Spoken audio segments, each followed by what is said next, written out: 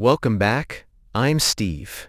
Lately, something interesting has been happening around us. Chris's cafe has started to take on a life of its own, and it's changing more than just the space.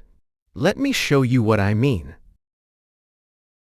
Step 1. Listen carefully at a slow speed. Don't worry if you don't understand everything. Since Chris moved in, the entire building seems to have taken on a different kind of energy. On opening day, he handed out thoughtfully packaged cookies to every visitor, which immediately set a welcoming tone. When we suggested promoting the cafe online, he said, "Let's see how things unfold naturally. The location might carry more weight than we expect." Since Chris moved in, the entire building seems to have taken on a different kind of energy. On opening day, he handed out thoughtfully packaged cookies to every visitor, which immediately set a welcoming tone. When we suggested promoting the cafe online, he said, "Let's see how things unfold naturally. The location might carry more weight than we expect." On the grand opening, Chris offered complimentary pasta to everyone in the building, hoping they might become regulars. What caught us off guard was how quickly people started coming in, drawn by the clean, modern look of the place. Before long, every table was filled, and people kept talking about how good the pasta and dessert cookies were. On the grand opening, Chris offered complimentary pasta to everyone in the building, hoping they might become regulars. What caught us off guard was how quickly people started coming in, drawn by the clean, modern look of the place. Before long, every table was filled, and people kept talking about how good the pasta and dessert cookies were. Since the cafe runs from 8 a.m. to 2 p.m., it naturally draws a steady breakfast and lunch crowd. The assistant handles most of the basics, making coffee, taking orders, and serving, but things get pretty overwhelming during peak hours. To make things smoother, I built a simple app for direct ordering, and it's been great to see how quickly customers have gotten used to it. Since the cafe runs from 8 a.m. to 2 p.m., it naturally draws a steady breakfast and lunch crowd. The assistant handles most of the basics, making coffee, taking orders, and serving, but things get pretty overwhelming during peak hours. To make things smoother, I built a simple app for direct ordering, and it's been great to see how quickly customers have gotten used to it. Emma, David, and I have naturally become regulars, often stopping by in the morning with Sky. Starting the day with fresh coffee and a simple breakfast has quietly turned into something we really look forward to. One day, Emma and David went down for lunch, but ended up jumping in to help because it got so busy. Emma, David, and I have naturally become regulars, often stopping by in the morning with Sky. Starting the day with fresh coffee and a simple breakfast has quietly turned into something we really look forward to. One day, Emma and David went down for lunch, but ended up jumping in to help because it got so busy. Since I'm usually with Sky, I try to avoid the busy hours and often stop by after the cafe closes at 2 p.m. That's how Chris and I started having simple, late lunches together without really planning it. At one point he admitted, "I didn't expect this many people. We probably need to start running things a bit more systematically." Since I'm usually with Sky, I try to avoid the busy hours and often stop by after the cafe closes at 2 p.m. That's how Chris and I started having simple, late lunches together without really planning it. At one point he admitted, "I didn't expect this many people. We probably need to start running things a bit more systematically." Chris's menu mainly focuses on sandwiches and pasta, but he always serves a fresh salad with his signature dressing before the main dish, free of charge. Interestingly, even people who come in for something else seem to really enjoy that salad. It's one of those small touches that ends up shaping the whole experience. Chris's menu mainly focuses on sandwiches and pasta, but he always serves a fresh salad with his signature dressing before the main dish, free of charge. Interestingly, even people who come in for something else seem to really enjoy that salad. It's one of those small touches that ends up shaping the whole experience. Chris spends most of his afternoons and evenings preparing ingredients for the next day while also paying close attention to customer preferences. Since orders are placed online, he naturally has clear data to work with, which helps him see what people tend to order. He told me it's been really helpful in adjusting the menu and figuring out how to position the cafe. Chris spends most of his afternoons and evenings preparing ingredients for the next day while also paying close attention to customer preferences. Since orders are placed online, he naturally has clear data to work with, which helps him see what people tend to order. He told me it's been really helpful in adjusting the menu and figuring out how to position the cafe. Hannah has been so busy with work that she didn't fully realize how popular the cafe had become. When we told her that people now have to wait in line, she looked genuinely surprised and joked, "At this rate, Chris might actually get rich." Chris just smiled and said, he still needs more time to really understand his customers. Hannah has been so busy with work that she didn't fully realize how popular the cafe had become. When we told her that people now have to wait in line, she looked genuinely surprised and joked, "At this rate, Chris might actually get rich." Chris just smiled and said, he still needs more time to really understand his customers. Chris mentioned that there seem to be different types of customers. Some grab a quick coffee and light breakfast, while others come in for a more relaxed brunch or a lunch meeting. Since the cafe is in a downtown area with a lot of offices nearby, people tend to notice when a place is clean and consistently good. But he also said that with food, even one mistake can turn people away, so keeping the quality high matters more than anything. Chris mentioned that there seem to be different types of customers. Some grab a quick coffee and light breakfast, while others come in for a more relaxed brunch or a lunch meeting. Since the cafe is in a downtown area with a lot of offices nearby, people tend to notice when a place is clean and consistently good. But he also said that with food, even one mistake can turn people away, so keeping the quality high matters more than anything.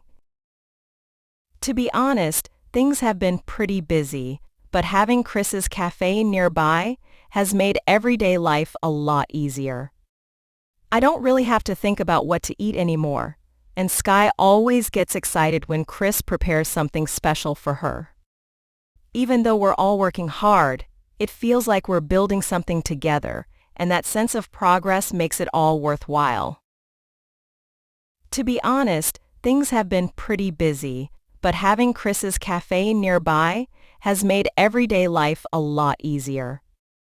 I don't really have to think about what to eat anymore, and Sky always gets excited when Chris prepares something special for her.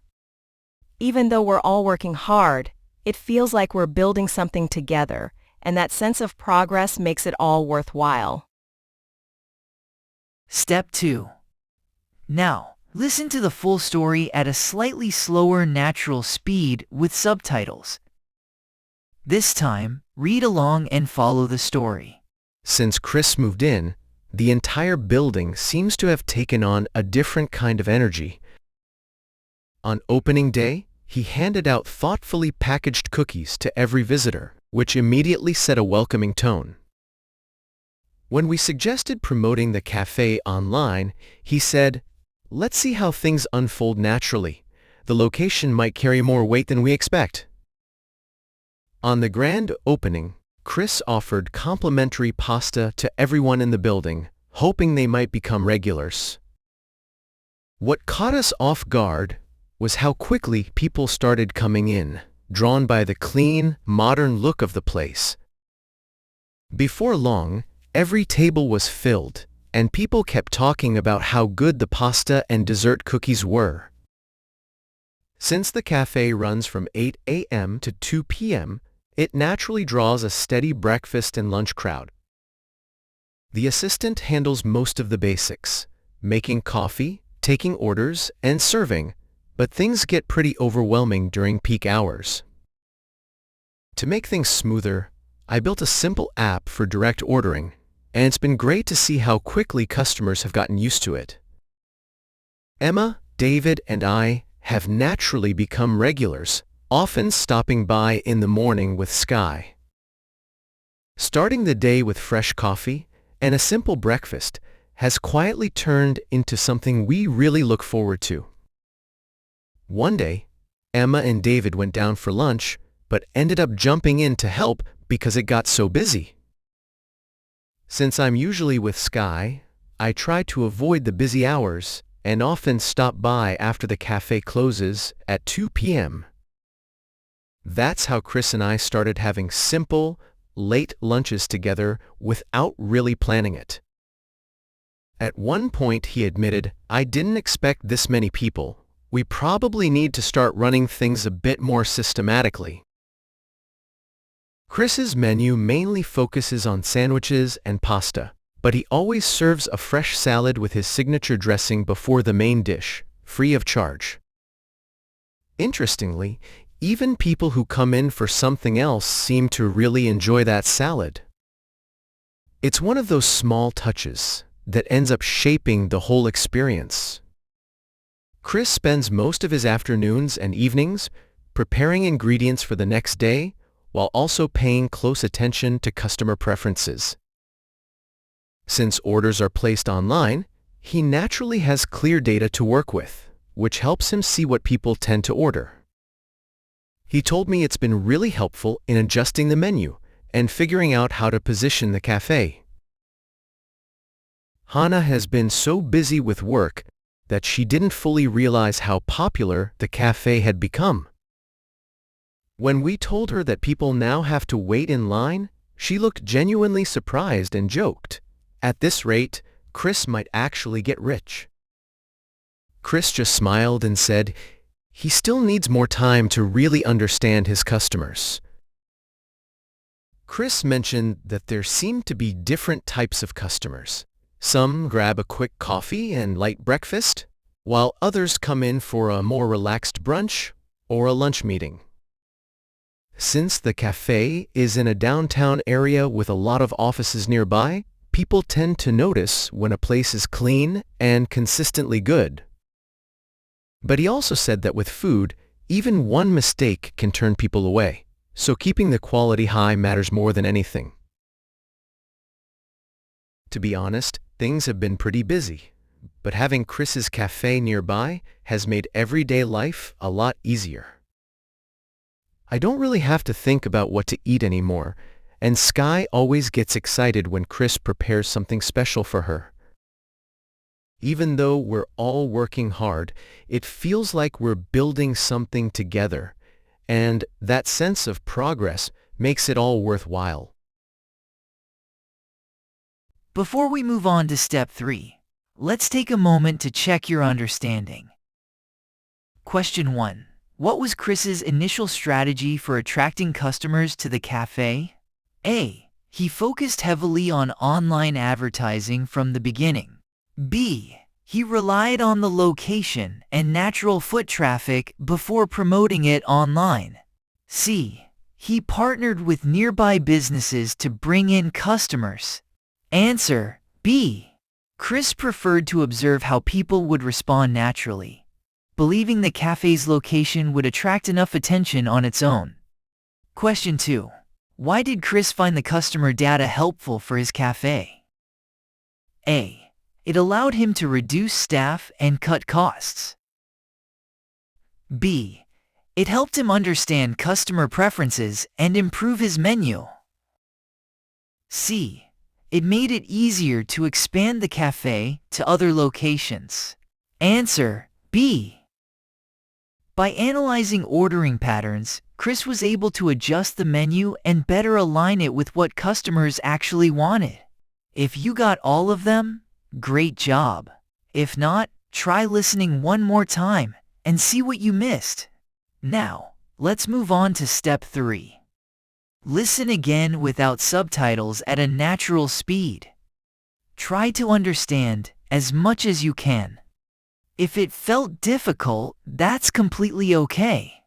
Just come back and try again. Since Chris moved in, the entire building seems to have taken on a different kind of energy.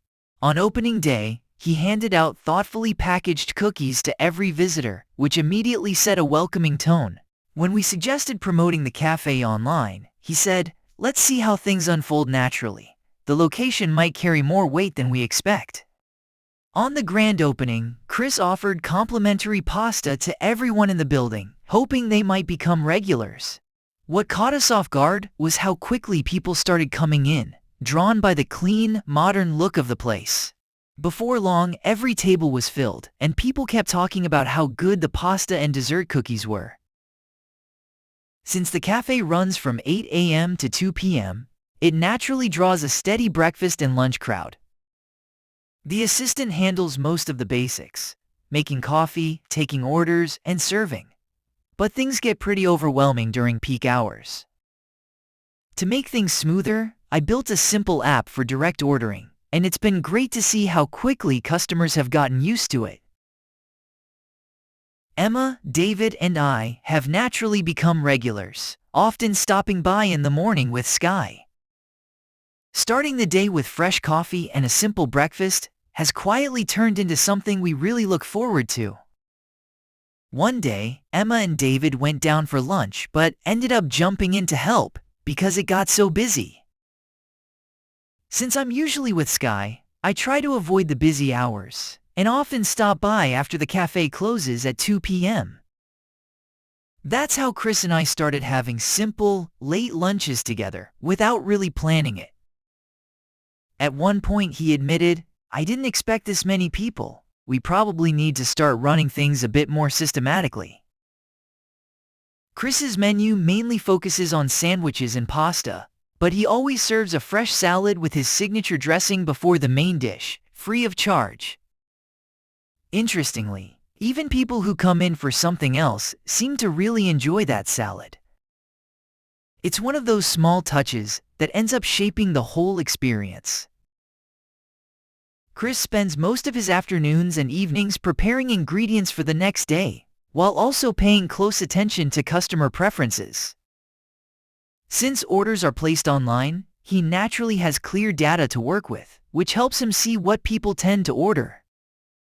He told me it's been really helpful in adjusting the menu and figuring out how to position the cafe. Hannah has been so busy with work that she didn't fully realize how popular the cafe had become. When we told her that people now have to wait in line, she looked genuinely surprised and joked, "At this rate, Chris might actually get rich." Chris just smiled and said he still needs more time to really understand his customers. Chris mentioned that there seem to be different types of customers. Some grab a quick coffee and light breakfast, while others come in for a more relaxed brunch or a lunch meeting.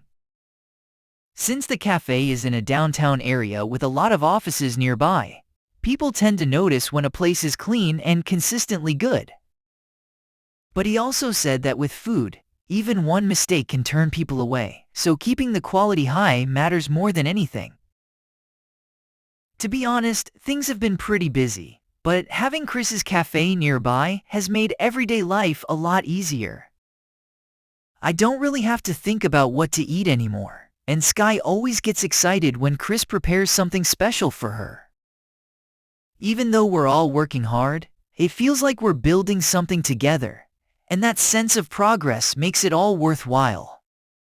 Great work. These expressions are C1 level, but they are also natural in real life. Keep practicing, and you'll make them part of your everyday English. Thanks for listening. See you in the next episode.